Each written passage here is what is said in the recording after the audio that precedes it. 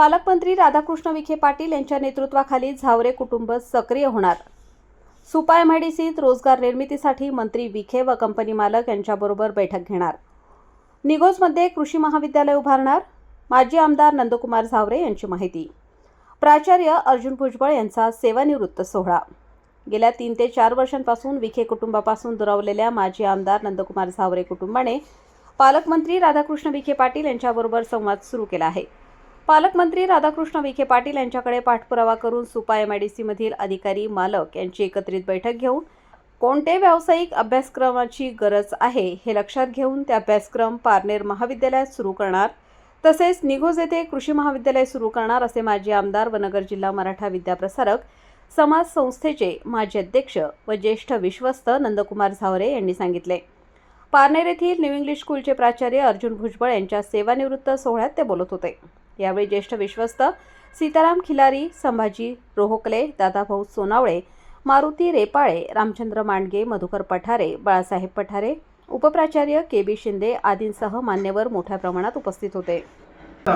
मी सगळ्यांना बोलवलं यासाठी की संस्थेचे पदाधिकारी बोलवले की त्यांचे आभार कोणत्या शब्दात मानू शकत नाही, परंतु त्यांचे आभार मानायचे, माझ्या कुटुंबियाचे आभार मानायचे, माझ्या मित्रांचे आभार मानायचे, माझ्या नातेवाईकांचे आभार मानायचे, माझ्या परिवाराचे आभार मानायचे। यासाठी खरा हा सोहळा आहे। हा माझा गौरव सोहळा नाही, तर माझा ऋण निर्देश करण्याचा, त्यांना त्यांचे आभार मानण्याचा सोहळा आहे असं मी समजतो। खरं तर मी स्वतःला खूप नशिबवान समजतो की मी शिक्षक आहे आणि मला शिक्षकी पेशा मिळाला। त्याबद्दल मी ज्या संस्थेचा खूप खूप खूप मला अभिमान आहे अशा अहमदनगर जिल्हा मराठा विद्याप्रसारक समाज या संस्थेमध्ये मला नोकरी करण्याची संधी मिळाली।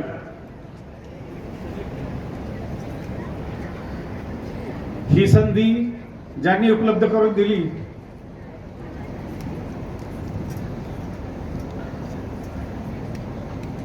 ते माझे पितृतुल्य आदरणीय झावरे साहेब, खिलारी सर, डॉक्टर मोहनरावजी आपसी सर आणि इतर संस्था पदाधिकारी। मला खरोखर इतका अभिमान आहे या संस्थेचा की ही संस्था म्हणजे शाहू फुले आंबेडकरांचा वारसा नेणारी संस्था आहे। 18 पगड जातीला न्याय देणारी संस्था आहे। आपलं ज्ञानाची गंगा ग्रामीण भागापर्यंत पोहोचवणारी संस्था आहे। त्याचबरोबर चौथे छत्रपती करवीर शिवाजी महाराजांच्या बलिदानातून उभी राहिलेली संस्था आहे। या संस्थेचा 100 वर्षापेक्षा जास्त कालावधी ज्या संस्थेत म्हणजे जास्त कालावधी झालेली स्थापन झालेली अशी ही संस्था आहे। अशा संस्थेमध्ये मला नोकरी करण्याची संधी मिळाली। ही संधी मिळत असताना मला सगळ्यात जास्त जर सहकार्य केलं असेल त्या संस्थेच्या पदाधिकाऱ्यांबरोबर आदरणीय राहुल भैया झावरे यांनी सुद्धा मला खरोखर मनासारखे हट्ट पुरवले माझे। मी नेवाशाला होतो, नेवाशावरून पारनेरला यायचं म्हटलं, गोरेगाव दिलं। गोरेगावमधून मी म्हटलं मला आता चांगली शाळा, मला माझं काम पाहून किंवा काय पाहून मला रेसिडेन्शियल हायस्कूल सारख्या जिल्ह्याच्या ठिकाणी काम करण्याची संधी मिळाली। या सगळ्याचं श्रेय या संस्था पदाधिकाऱ्यांना जाते। आणि हे काम करत असताना मी खरोखर अगदी मनापासून काम केलं, कुठेही काम चुकारपण किंवा कुठेही, आणि याच्यामध्ये ज्ञानदान करण्याचं काम मी मनापासून केलं। बाकीच्यांनी सांगितलं मी फार माझं स्वतःचं कौतुक करणार नाही, परंतु ज्या पदाधिकाऱ्यांनी मला ही संधी दिली त्यांचं हे ऋण मी कधीच विसरू शकणार नाही। त्याच्यानंतर मी जर माझ्या 32 वर्षाच्या सेवेचा जर मागोवा घेतला तर बऱ्याच गोष्टी आठवतात। बरे वाईट अनुभव मला या संस्थेमध्ये, बरेचसे चांगलेच 90% अनुभव चांगलेच आले। मला आठवतंय मी जेव्हा विद्यार्थी होतो त्यावेळेला त्या रेसिडेन्शियलच्या ओट्यावर बसलेला असायचो। हे पदाधिकाऱ्यांचं किती डिवोशन या संस्थेसाठी त्याचा काही भाग मी इथं सांगणार आहे।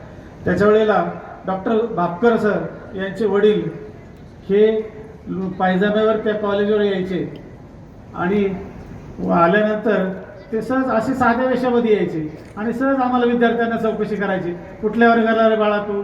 आपण म्हणायचं SYBला TYBला। बरं, तुला कोणती शिक्षक शिकवतात? आपण म्हणायचं जाधव सर शिकवतात, सोलापूर सर शिकवतात। कशी शिकवतात म्हणजे हळूच सगळी माहिती घ्यायची आणि मीटिंगमध्ये त्या सगळ्या गोष्टीचा म्हणजे किती त्यांचं डिवोशन। त्याच्यानंतर दुसरा एक अनुभव मला सांगायचा आहे। आम्हाला इंग्रजीचं प्रशिक्षण होतं आठरे पाटील पब्लिक स्कूलमध्ये. त्या प्रशिक्षणाला आठरे पाटील स्वतः प्रशिक्षण घ्यायचे. आम्ही तिथं निवासी प्रशिक्षण होतं, तिथं आम्ही निवासी असायचो. तिथं निवासी असताना आठरे पाटील म्हणजे विलासराव आठरे हे पहाटे 5 वाजता उठायचे. त्यांचा ते बुटाचा अगदी करारी आवाज, आम्ही तिथं असायचो. पहाटे उठायचे, रनिंग तिथं फिरायचे आणि त्याच्यानंतर सकाळी आमचे लेक्चर घ्यायचे. लेक्चर घेताना त्यांच्याकडे त्यांच्या डेली नोट्स त्यावेळेला असायचे. ते रिटायर झालेले 75 वर्षाचे होते, तरी ते त्याच्या डेली नोट्स त्यांच्याबरोबर असायचे. असे पदाधिकारी. त्याच्यानंतर जावरे साहेबांच्या बाबतीत सांगेन, मी SYBA TYBA ला असताना मला असं वाटतं की आमच्या गावचे नेते, आमचे नेते संभाजीराव रोखले सर असतील, किरवाण्णा रोखले असतील, त्यावेळेला गुलाब डेरे असतील, अशोक डेरे असतील किंवा अण्णा पाटील, यांच्याबरोबर मी एक फुटकळ कार्यकर्ता म्हणून त्या साहेबांच्या बरोबर जायचो. तेव्हापासून त्यांच्या संपर्कात असायचो. म्हणजे साहेबांवर जीव ओवाळून टाकणारे पार इतके कार्यकर्ते पारनेरमध्ये होते आणि त्यांच्या तोंडून मी साहेबांचं कौतुक ऐकायचो. आणि मी नकळत साहेबांचा एक छोटा कार्यकर्ता झालो. आणि त्यावेळेस मी पाहायचो की जेव्हा आम्ही नोकरीला जायचो, नोकरी लागल्यानंतर साहेबांना पेढा घेऊन जायचो, फक्त अर्धा पेढा. याच्यापेक्षा काही साहेबांनी आमच्याकडून घेतलं नाही, फक्त अर्धा पेढा. आणि माझ्यासारखे 200 ते 300 लोक या तालुक्यातले त्यांनी नोकरी लावली. अर्धा पेढ्यापेक्षा जास्त त्यांनी कधीही काही घेतलं नाही. आणि दुसरी महत्वाची साहेबांच्या बाबतीत एक गोष्ट सांगतो, साहेबांना चुकीचा माणूस त्यांनी कधीच पाठीशी घातला नाही. म्हणजे कधी बऱ्याच वेळा आमच्याकडून चुका झाल्यानंतर वडिलकीच्या नात्याने त्यांनी आमचा कान सुद्धा फिरगळला, परंतु मार्गदर्शन सुद्धा केलं. पण जर चुकीचा एखादा माणूस असेल आणि त्यांनी चुकीची गोष्ट असेल तर त्या संवादच्या पायऱ्या चढताना त्याला 10 वेळा विचार करावा लागला असेल की संवादच्या पायऱ्या चढायच्या, आपली मुलाखत कोणाशी होणार आहे आणि आपण कोणाशी बोलणार आहे हे त्यावेळेला प्रत्येकाला विचार करावा लागायचा. त्याच्यानंतर साहेबांच्या बाबतीत आणखीन एक गोष्ट सांगतो, म्हणजे बराच काळ माझा त्यांचं, ते कधीच खोटं सांगत नसायचे. बदली होणारे, नाही होणार, काम होणार. त्याच्यानंतर आणखी ॲडमिशनच्या बाबतीत माझ्या कुटुंबामध्ये सुद्धा एकदा मी माझ्या मुलीच्या ॲडमिशनसाठी गेलो, त्यावेळेला 79% मार्क होते. ते मला म्हणले मी 93%च्या पुढे ॲडमिशन देणार आहे, तुला ॲडमिशन दिलं जाणार नाही, मी असं चुकीचं काम करणार. म्हणजे कोणाचाही मुलाइजा नाही, जे आहे न्यायाने तेच करणार आहे. आणि आणखीन काही गोष्टी सांगतो, मला ज्या अनुभवल्यात त्यांनी त्याच्या नात्यातला एकही माणूस घेतला नाही. ही खरोखर वाकण्यासारखी गोष्ट आहे. मला एक तरी माणूस त्याच्या नात्यातला कधीच, त्यांनी खरोखर फुले शाहू आंबेडकरांचा विचार हा पुढे नेला. माझ्यासारख्या लोकांना, इथं जावळे सर आहेत, अवघडे सर आहेत, अशा वेगवेगळ्या जातीच्या लोकांना त्यांनी जवळ केलं, त्यांना नोकरी दिली. त्यांनी फक्त कामाचंच कौतुक केलं, बिगर कामाच्या माणसाला कधी जवळ केलं नाही, त्याचा कधी मुलाइजा ठेवला नाही. आणि आणखीन एक गोष्ट, ते काम करत असताना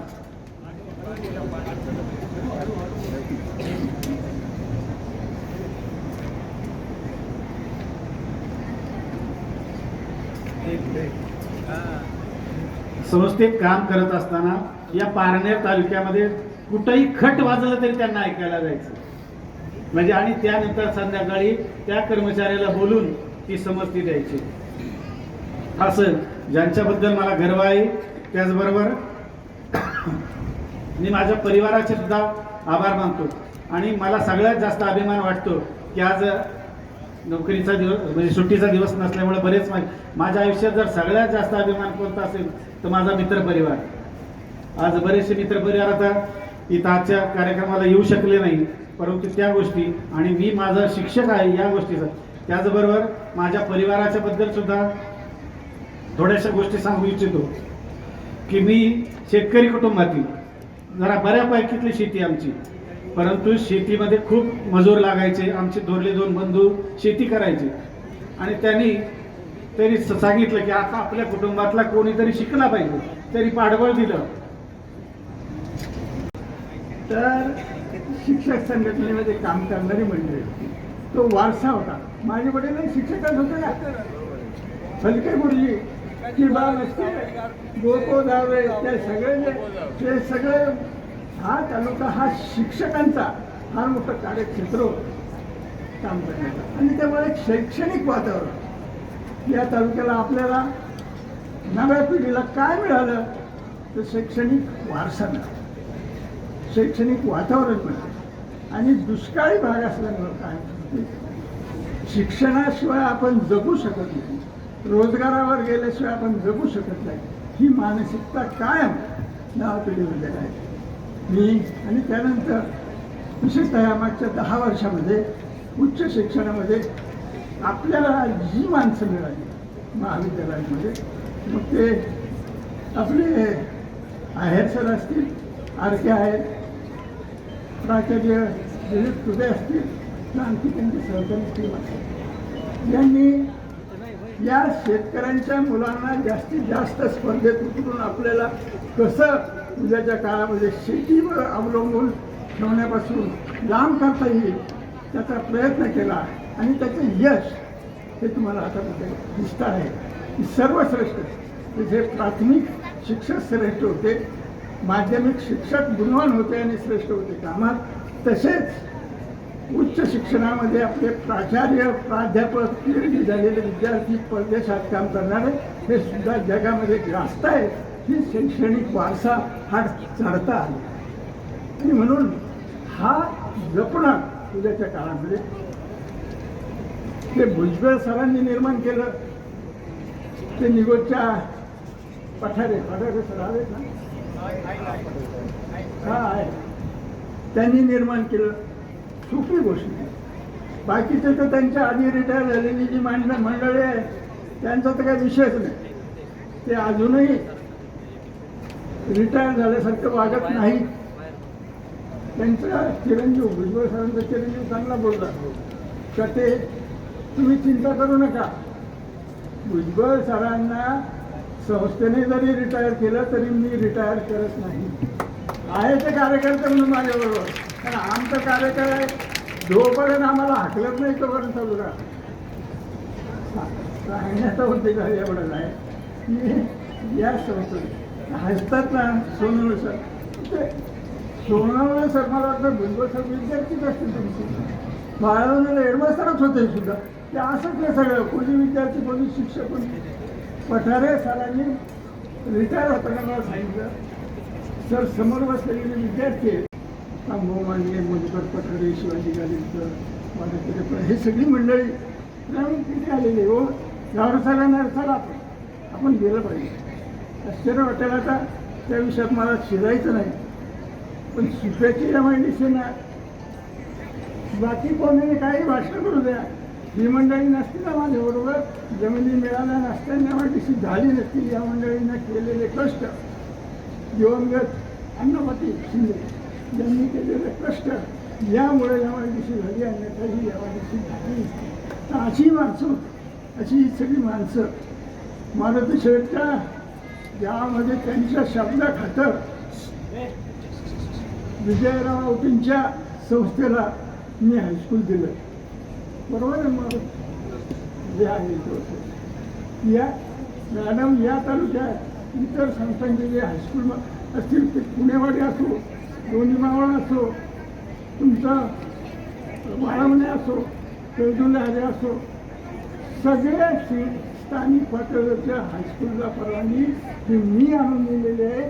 त्याच्याबद्दल मुख्यमंत्री निधीचं जे काही दिलेलं आहे त्या शाळा सुरू झालेल्या आहे. आपण फक्त जिल्हा मराठासाठी काम केलं असं नाही, सगळ्या संस्थांनी परवानगी आम्ही दिली द्या, आपण त्या काळात मिळून दिल्या. आणि म्हणून इथे शैक्षणिक वातावरण कायमस्वरूपी टिकलेलं आहे.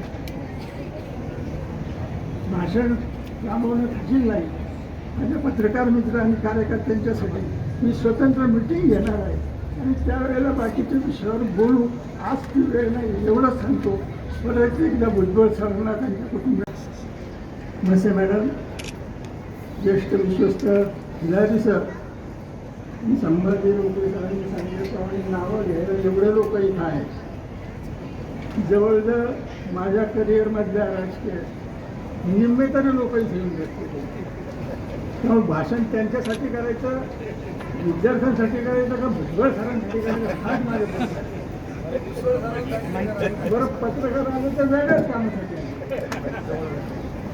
त्यामुळं सांगायचा उद्देश असा का कार्यक्रम चांगला झाला. भुजबळ सरांच्याबद्दल तुम्ही सगळ्यांनी सांगितलं.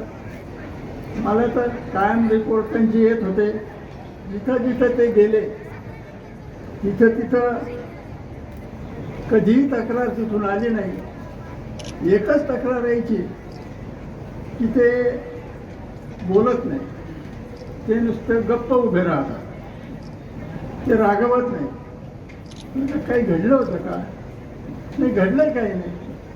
तसं काही रिॲक्शनच देत नाही. मला त्यांचं सगळं कौटुंबिक बॅकग्राऊंड माहीत असल्यामुळं कोण पैलवान आणि वारसा किती कुस्त्या मारल्या मला भीतीही वाटायची. पैलवानाचं असं आहे एक तर चिडत नाही, चिडला ना तर उचलूनच टाकतो. किंवा कधी तसं काही करू नये ही भीती मला काय खोटं काय सांगितलं. दुर्दैवाने तो प्रसंग आला नाही. तुमच्या भोवती जे बाकीचे कार्यकर्ते शिक्षक होते ते तुम्हाला आवडत राहिले आणि आजचा हा गुण दिवस आहे. तुम्ही सगळ्यांच्याबद्दल फार चांगलं शब्दामध्ये गुण व्यक्त केलेला. खरं म्हणजे तुमची जी पिढी आहे, विशेषतः आता या 2-3 वर्षामध्ये जे रिटायर होणार आहे, काही रिटायर झाले, काहींचे समारंभ झाले तर काहींचे झाले नाही. परंतु आपल्या संस्थेतून आता ह्या 3 वर्षामध्ये जे लोक रिटायर होणार आहेत, असे शिक्षक भविष्यात संस्थेला पुढं कधीही मिळणार नाहीत. असे शिक्षक, हे शिक्षक हे माझ्याकडे येतात, गप्पा मारतात आणि शेवटी हेच सांगतात, साहेब संस्था ही आमची आई आहे. तुमचं वाक्य हे असायचं का संस्था ही आमची आई आहे. मिस्टर मॅडम असे शिक्षक नाही. आता पवित्र मार्फत जे येणार आहे ना ते रामराम करायला मुश्किल आहे. आपल्याला ओळखणार नाही. कोण नंदकुमार झावरणपूर, सीताराम केलारी सर, त्यांना काय देणं घेणं नाही. ही जी माणसं आहे ती आपल्या कुटुंबातलीच आहेत. आणि विशेषतः ते व्यक्त केलं कोणीतरी भाषणामध्ये की पारनेर तालुक्यातले शिक्षक हे घरचं काम केल्यासारखी संस्थेमध्ये काम करत होते. कधी जादा कामाचं किंवा कमी जास्त काही झालं तर तक्रार करत नाही. पारनेर तालुक्याला एक विशिष्ट शैक्षणिक वारसा आहे. हा आजचा आहे त्याचा कोणाला असा भाग नाही, परंतु एक वेगळा वारसा आहे. प्राथमिक शिक्षक सुद्धा या तालुक्यातले अनेक देश पातळीवर, मग गटू फुले असतील, माझे फुले असतील, ही मंडळी देश पातळीवर त्यांना आल्या राष्ट्रपती पातळीवर शिकवले. माध्यमिक शिक्षक सुद्धा संघटनेमध्ये या तालुक्यातले फार मोठे शिक्षक होते. एक वेगळा वारसा, शैक्षणिक वारसा.